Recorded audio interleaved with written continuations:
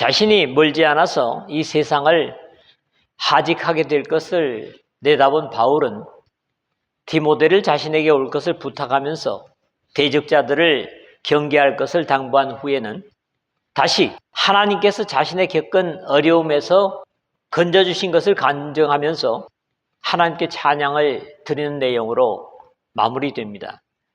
그런 후에는 모든 그의 서신들과 같이 안부를 나누고 디모데와 에베소 교우들을 축복하는 것으로 이 디모데후서가 끝납니다.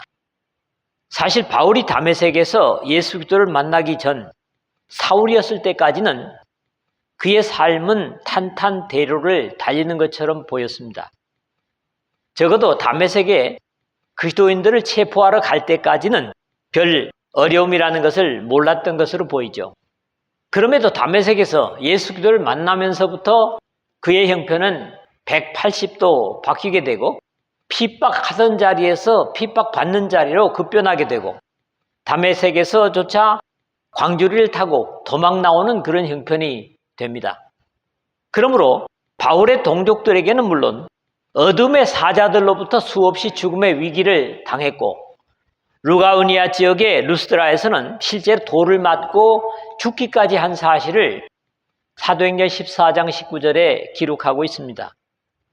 바울 자신이 복음을 위하여 당한 일들을 회고하는 것을 고린도후서 11장 23절에서 27절에 들어보면 내가 수고를 넘치도록 하고 감옥에 갇히기도 더 많이 하고 매도 수없이 맞고 여러 번 죽을 뻔하였으니 유대인들에게 40에 하나 감한 매를 5번 맞았으며 3번 태장으로 맞고 1번 돌로 맞고 3번 파선하고 일주야를 깊은 바다에 지냈으며 여러 번 여행하면서 강의 위험과 강도의 위험과 동족의 위험과 이방인의 위험과 시내의 위험과 광야의 위험과 바다의 위험과 거지 형제 중에 위험을 당하고 또 수고하며 애쓰고 여러 번 자지 못하고 줄이며 목마르고 여러 번 굶고 춥고 헐벗었노라 고백합니다. 여기도 위험이라는 말에다가 7가지를 다 붙이고 있습니다. 그런 처절하리만큼 힘겨운 복음 증거를 위한 인생 항로에서 하나님은 자신에게 충성과 믿음 하나를 보시고 바울을 그 모든 어려움에서 건지시고 구원하셔서 지금까지 왔다는 그런 고백이고, 그러므로 비록 육신은 이 로마의 감옥에서 그것도 참수형을 당한다고 할지라도 오늘 본문의 확신대로 주께서 나를 모든 악한 일에서 건져내시고 또 그의 천국에 들어가도록 구원하시리니 라고 찬양을 드리고 있습니다. 오늘은 이 내용을 두 부분으로 나눠서 생각하겠습니다. 첫 번째로는 16절에서 18절입니다. 모든 악으로부터 자신을 건지심을 찬양하는 내용입니다. 바울의 어떻게 보면 인생 간증이죠. 사울이 바울로 이름을 바꾸고 예수들을 메시아로 증거하는 어디에서나 유대인들은 자신을 죽이려고 들었고, 예루살렘에서 복음을 증거할 때도 동족들은 자신을 죽이려고 결의를 합니다. 사도행전 23장 15절 보면 40명이나 되는 사람이 바울을 죽이기 전에는 먹지도 않고 마시지도 않겠다고 다짐을 하면서 죽이기로 모의를 하는 내용이 나오죠. 바울은 자신의 개인 신상의 평안이나 안전을 위한 변명한 것이 아니라 오로지 예수 그리스도를 통해 인류의 구원을 주신 하나님의 복음을 변증할 뿐이었습니다. 그렇기 때문에 옆에 변호인 한 사람이 없을지라도 하나님께서 늘 곁에서 격려하시고 힘을 주시고 건져주셨다는 그런 신앙 간증입니다. 내가 처음 변명할 때에 나와 함께 한 자가 하나도 없고 다 나를 버렸으나 그들에게 허물을 돌리지 않기를 원하노라 16절에 먼저 그러는데, 사실 바울이 예루살렘에서 체포되어서 가이사랴에 구금되고 이 로마의 법정에 설 때까지 어느 곳에서나 유대인들은 자신들의 변호사를 선임해서 고발하는 이유를 변론했지만 바울은 언제나 자신 스스로를 변호했을 뿐 결코 변호사를 고용한 일이 없었고, 또 이것이 세상의 어떤 죄를 다루는 문제가 아니기 때문에 선임을 한다고 해도 사실 도움이 되지 못했을 겁니다. 바울이 그 많은 교회를 세웠지만 그 어떤 교회도 바울의 변호사 비용을 감당했다는 기록을 찾아볼 수 없었고, 한다고 하는 것이 빌립보 교회 같은 경우 에바브로디도라는 사람을 보내서 감옥에 있는 바울을 시중하게 한 것뿐입니다. 사실 바울과 같이 복음을 위한 변호 역할을 할 수 있는 사람은 세상의 지식을 가진 사람으로는 별 가치가 없었을 것이기 때문에 그랬을 것이고, 언제나 성령이 충만했던 바울 자신이 가장 확실한 복음의 변증을 할 수 있었을 것입니다. 무엇보다도 이것은 우리 주님께서 직접 증거하신 가르침에 더 확신을 가질 수 있을 것입니다. 주님께서 공간복음에서 복음의 변호자로서의 성령의 역할을 말씀하시는데 저자들마다 조금씩 다른 표현을 하고 있는 것도 상당히 흥미로운 내용입니다. 먼저 마태복음에 보니까 너희를 넘겨줄 때에 어떻게 또 무엇을 말할까 염려치 말라. 그때에 무슨 말할 것을 주시리니 말하는 이는 너희가 아니라 너희 속에 말씀하시는 자 곧 너희 아버지의 성령이시니라. 10장 19절에서 20절이고요. 마가복음에는 13장 11절에 사람들이 너희를 끌어다가 넘겨줄 때에 무슨 말을 할까 미리 염려하지 말고 무엇이든지 그때에 너희에게 주시는 그 말을 하라. 말하는 이는 너희가 아니요 성령이시니라. 누가복음은 21장 14절 15절인데 그러므로 너는 변명할 것을 미리 연구치 않기로 결심하라. 내가 너희 모든 대적이 능히 대항하거나 변박할 수 없는 구제와 지혜를 너희에게 주리라. 성령께서 어디에 어떤 상황에 가든지 너희 안에서 변명할 것이기 때문에 미리서 뭐라고 얘기할까 걱정도 하지 말라는 겁니다. 내가 처음 변명할 때에 나와 함께한 자가 하나도 없고 했는데 16절 첫 부분에 여기 처음 변명할 때가 어느 때인지는 분명치 않지만은 다른 사람들을 필요한 사역자로 다 보내버리고 앞에 11절에 상반절을 보니까 누가만 나와 함께 있느니라 한 것처럼 다시 투옥되고 참수형의 판결을 받게 될 때일 것으로 추측할 수 있는 것은 언제나 바울이 있는 곳에는 로마의 감옥이었을지라도 바울의 주변에 그의 사람들이 함께 있었음을 그의 옥중서신에서도 볼 수 있는 내용입니다. 앞에서 우리 주님의 말씀을 인용했지만 누가복음에 변명할 것을 하는 말과 여기에 변명할 때라는 어근이 다 꼭 같습니다. 아폴로게오마이 누가복음에 그랬고 여기는 아폴로기아 물론 복음에 대한 변증이라는 말이 여기서 나온 거지요.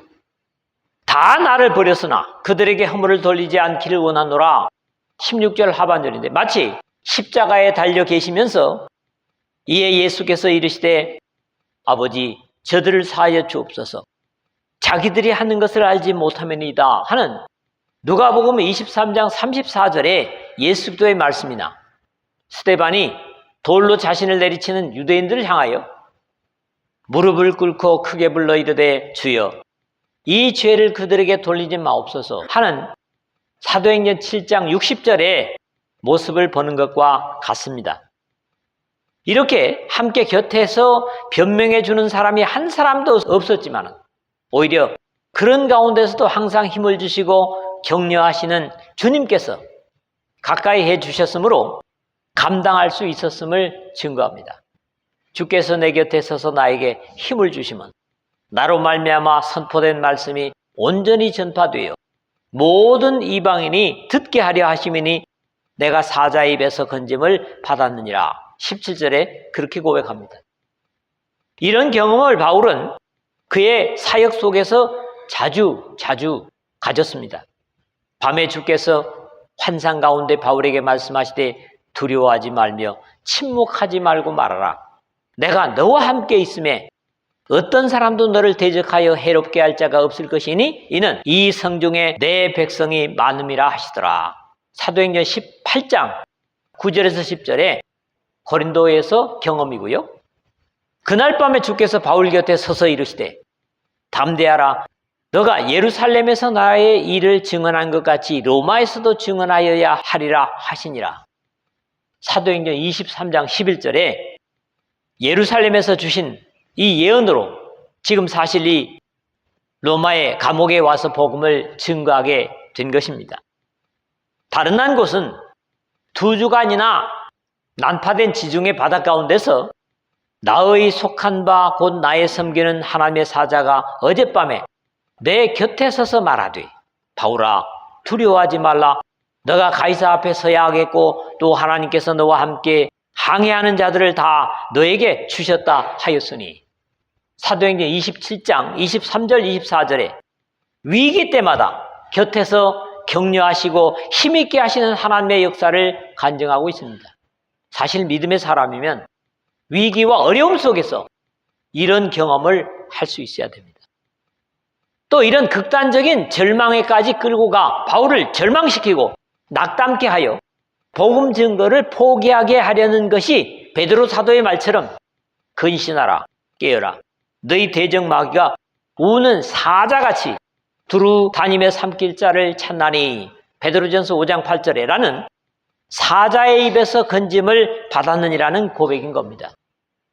어찌 보면 그리스도인들을 박해하면서 굶주린 사자 앞에 내놓고 찢게 하는 그런 어떤 경험을 회고할 수도 있지만은 여기에 사자는 아마 어둠의 사자들, 복음을 방해하려고 하는 어둠의 사자들을 지칭하는 것으로 이해하는 것이 옳을 겁니다. 여기에 최종적인 고백이 주께서 나를 모든 악에서 건져내시고 또 그의 천국에 들어가도록 구원하시리니 그에게 영광이 세세무궁토록 있을지어다. 아멘. 18절입니다.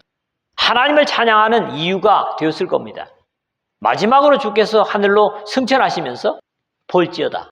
내가 세상 끝날까지 너희와 항상 함께 있으리라 하시니라 하는 마태복음 28장 20절 하반절에 약속하셨던 예수 그리스도께서는 바울에게 이 언약을 확실히 지키셨고 이 세상 끝날까지 바울과 같이 충성하는 하나님의 백성들에게도 똑같이 약속을 지키실 것입니다. 할렐루야. 주님께서 나를 모든 악한 일에서 건져내시고 이것은 앞에서 말한 대로 지금 그 굴곡 많았던 복음의 행로를 거쳐서 인생의 마지막을 앞둔 바울을 의를 위해 싸우는 그를 그때까지 악한 일에서 건져내셨다는 감사의 고백이면서 이제 그 고달픈 인생의 육체를 벗고 또 그의 천국에 들어가도록 구원하시리니 라는 확신으로 앞에서 8절 상반절에 이제후로는 나를 위하여 의의 면류관이 예비되었으므로 주 곧 의로우신 재판장이 그날에 내게 주실 것이며 라고 했던 고백의 확인입니다. 자신에게 이런 주 예수 그리스도요 하나님이셨기 때문에 죽음을 앞둔 마당에서조차도 그에게 영광이 세세무궁토록 있을지어다. 아멘 이라는 찬양을 드리고 있는 겁니다. 결국 육신의 죽음이 확실하지만 그 죽음 앞에서도 모든 악한 일과 죄에서 자신을 건지시고 구원하셔서 끝까지 선한 싸움을 감당하게 하신 하나님을 기뻐하는 겁니다. 우리가 주님을 잘 섬겼다면 왜 죽게 내버려 둘까? 억울하게 법정에서 참수형을 당하도록 내버려 둘까? 이렇게 회의를 할 수 있지만은 하나님의 구원을 육신의 형통으로만 치부할 수 없는 이유가 바로 이런 바울의 고백 같은 데서 확인되는 겁니다. 두 번째로는 19절에서 22절입니다. 문안하라, 문안하느니라 주고받는 인사들을 봅니다. 바울의 서신, 서두나 말미에 일반적인 안부를 전하면서도 디모데가 궁금할 수 있는 동역자들의 근황을 낱낱이 말해주고 여기에 더해서 디모데에게 속히 올 것을 당부하고 있습니다. 이 자신의 동역자들의 근황 속에는 그의 안타까움도 함께 기록이 되고 있는데 바로 드로비모에 대한 소식입니다. 얼마 남지 않은 육신적 삶의 마감 앞에서도 다른 동역자들은 그들을 필요로 하는 사역지로 보냈지만 여기서도 바울의 한계를 솔직히 기록하고 있습니다. 사실 오늘 인기를 사모하는 일꾼이라면 이런 일은 숨김직한 소식이지만 역시 진리의 사자인 바울에게 있어서 이것은 용납되지 않았던 겁니다. 브리스가와 아굴라와 및 오네시보로의 집에 문안하라 19절인데 여기 두 가정에 문안하고 있는데 먼저는 본도 출신으로 로마에 살다가 클라우디오 황제의 유대인들을 로마에서 추방하는 명령에 의해서 아가야의 수도라고 할 수 있는 고린도에 왔다가 바울을 만나 복음을 확인하고 고린도에서 함께 사역을 시작한 아굴라, 브리스길라 부부는 고린도에서 평일로 함께 텐트를 만드는 일로 밥벌이를 하면서 함께 고린도 교회를 세웠고 바울이 아시아로 건너갈 때 함께 움직인 것으로 사도행전 18장 18절에 기록되고 있습니다. 나중 알렉산드리아 출신의 아볼로라는 유대인이 에베소에 왔을 때 이 부부가 따로 데려다가 하나님의 도를 더 정확하게 풀어 복음을 확실히 가르치고 고린도로 보내는 것도 사도행전 18장 말미에 기록되고 있습니다. 고린도전서를 기록할 때까지만도 이 에베소에 있었던 것으로 고린도전서 16장 19절에 나타나고 다시 클라우디오 황제가 죽으면서 유대인 박해가 중지되자 로마에 돌아가 있었던 것으로 나타나는 내용이 로마서 16장 3절입니다. 그때와 이 디모데후서가 기록된 간격이 10여 년이 지난 것으로 보이는데 역시 에베소에 가 있는 것으로 나타납니다. 독특한 것은 대부분의 안부에서 보는 대로 본문처럼 브리스가 옛날 고대라는 의미입니다. 그리고 아굴라, 독수리라는 의미죠. 아내인 브리스가의 이름이 먼저 거론되고 있는데 교회 질서에서는 여자가 남자에 앞설 수 없다는 바울의 신앙적 논리, 고린도전서 14장 33절 하반절에서 34절이나 디모데전서 2장 11절에서 15절에 볼 때 이해하기 어렵지만 유명한 주경학자죠. 람세이 같은 사람은 남편인 아굴라가 해방된 노예 출신이기 때문일 것이라고 해석하는 그런 경향도 있습니다. 어쨌거나 바울과 이 부부를 떼어놓고 생각할 수 없는 인물이고 전문 사역자가 아니었음에도 가는 곳마다 자신의 집에서 교회가 모이고 앞에서 본 것처럼 아볼로 같은 사람을 가르쳐서 유용한 복음의 일꾼을 만드는 것을 보면 하나님 나라에서 대단히 귀중한 가정이었음을 봅니다. 또 교회는 이런 가정들로 채워져야 합니다. 그 다음에 오네시보로라는 말은 이익을 가져오는 그런 의미를 가지고 1장 16절에 나왔었죠. 원하건대 주께서 오네시보로의 집에 긍휼을 베푸시옵소서. 그가 나를 자주 격려해 주고 내가 사슬에 매인 것을 부끄러워하지 아니하고 라는 기록 외에는 별로 알려진 바가 없습니다. 오네시보로의 집에라는 표현으로 봐서 이미 오네시보라는 가장은 죽고 그의 가족을 일컫는 것으로 보이는데 이 이름이 해방된 노예들 가운데 자주 나타나는 이름이라는 데서 바로 앞에 아굴라와 같은 형편의 사람이었을 것으로 볼 때 더욱 귀한 인물입니다. 출신이 어떻든지 주님의 나라의 유용한 일꾼들이라는 데서 훌륭한 인물들임을 보게 됩니다. 하나님 나라는 출신이 중요한 것이 아니라 믿음과 충성됨이 더 귀중하게 여겨지는 이유입니다. 에라스도는 고린도에 머물고 드로비모는 병들어서 밀레도에 두었노니 20절에 그럽니다. 여기도 두 사람의 하나님의 일꾼이 등장하는데 에라스도, 사랑하는 에로스에서 나온 말입니다. 이거. 사도행전 19장 22절에는 자기를 돕는 자 중에서 디모데와 에라스도 두 사람을 마게도냐로 보내고 자기는 아시아에 얼마 동안 더 있으니라 하는 기록을 볼 수 있죠. 디모데와 함께 마게도냐로 보낸 것으로 기록하고 로마서 16장 23절 중간에는 이 성의 재무관 에라스도라는 표현으로 기록되어 있습니다. 꼭 같은 인물이 아닐 수도 있지만 한 도시의 재무를 관리하는 사람으로 디모데와 함께 교회를 위해 유용한 역할을 하는 사람으로 나타나고 있습니다. 어쩌면 또 한 번 바울의 슬픈 고백이 20절 하반절에 나타나죠. 드로비모는 병들어서 밀레도에 두었노니, 드로비모, 영양가가 있는 이런 뜻이거든요. 근데 영양가를 영 섭취하지 못했던 모양이에요. 이름처럼. 앞에서 자신을 버린 10절에 대만은 이 세상을 사랑하여 나를 버리고 데살로니가로 갔고라는 배신당한 안타까움까지는 아니겠지만 사도행전 20장 4절에 에베소에서 소요가 그치고 예루살렘 구제금을 가지고 함께 가는 6사람 중에 아시아 사람 두기고와 드로비모라는 기록이 나타나고 있습니다. 사도행전 21장 29절에는 유대인들에게 이는 그들이 전에 에베소 사람 드로비모가 바울과 함께 시내에 있음을 보고 바울이 그를 성전에 데리고 들어간 줄로 생각함이러라 하는 오해를 일으키게 한 인물이기도 합니다. 이렇게 요긴했던 인물이었지만 지금은 질병을 치료하기 위해서 밀레도에 두었다는 안타까움입니다.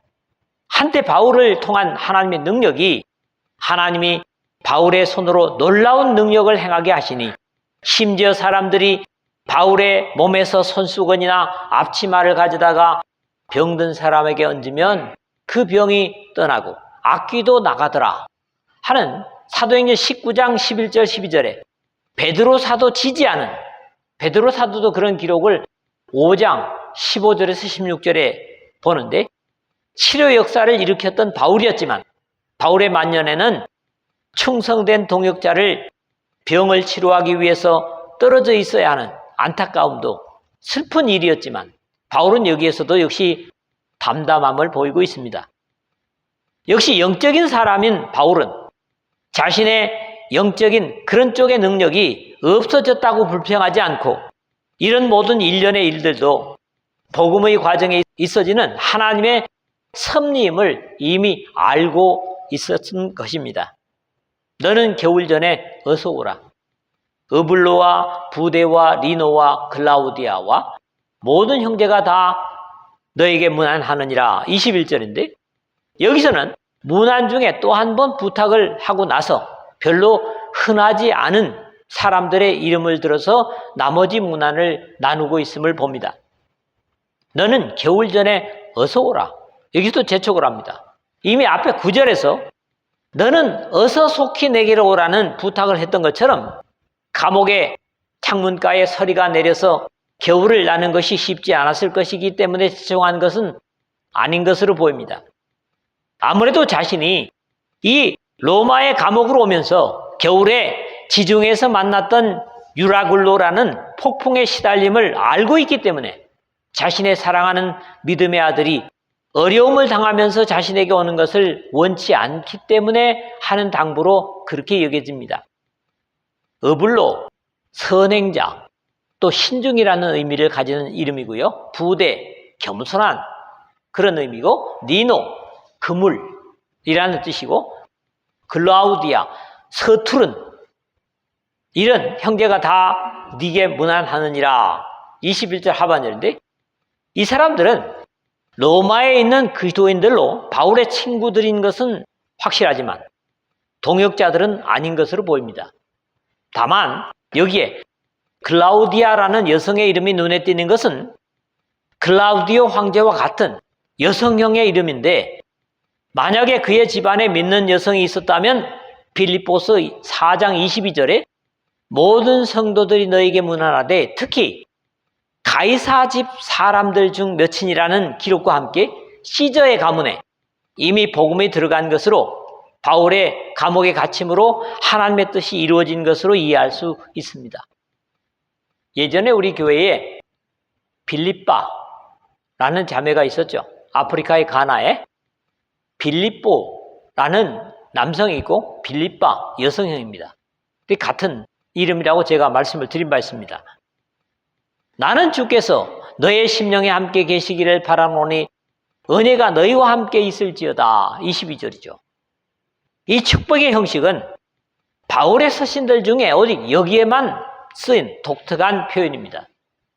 다만 너의 심령에 함께 계시기를 바라노니 라는 표현은 갈라디아서 6장 19절, 그리고 빌립보서 4장 23절, 빌레몬서 25절에 공통적으로 사용되면서 깊은 애정을 담은 표현일 것 같습니다.